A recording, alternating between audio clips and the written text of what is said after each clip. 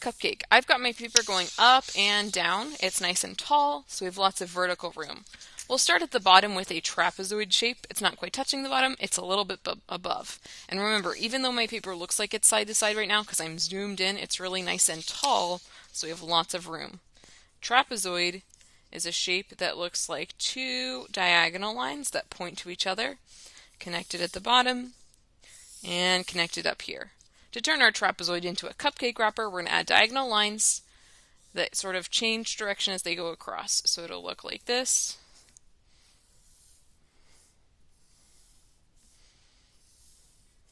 Change direction. There we go. That shows the lines on our cupcake wrapper. And the lines go from top to bottom. You will be drawing with a pencil. I'm just using a marker so my lines show up on the camera. Then we're going to add 7 layers of frosting. Our frosting is eventually going to be a rainbow. So let's add our rainbow of frosting. First we'll have the first layer. 1. This one would be orange. Here we would have yellow, green, blue, and they get a little smaller each time.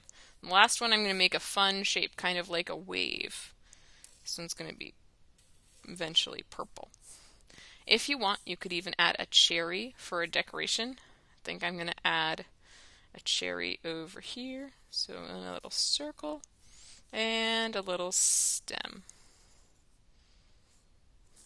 And there's our drawing. You'll have done all of these steps with pencil, so your next thing you will do is trace with a Sharpie.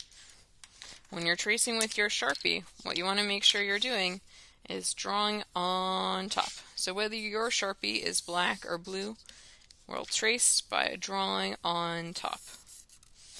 Whenever we're using a Sharpie, it's going to be important to go slow enough that you can stay on your lines and make it nice and neat.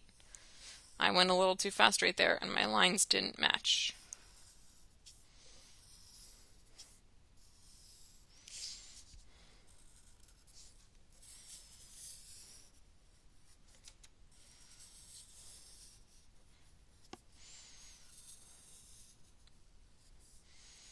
This project is a good way for us to eventually review the colors of the rainbow and think about our technique and how we're drawing carefully and painting carefully to use our materials well.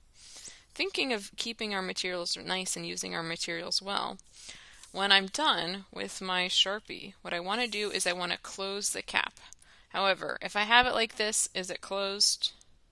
No. When we're using any kind of markers, but especially Sharpies, we really want to push and twist. Really with all of our strength to get it nice and closed. When there's no gap and you've pushed and twisted, that's how you'll know it's closed. If we leave it open and there's a gap, even if you put the cap back on, if you don't push and twist, the Sharpie can dry out and then no one can use it. So I really want to push and twist to close the Sharpie all the way.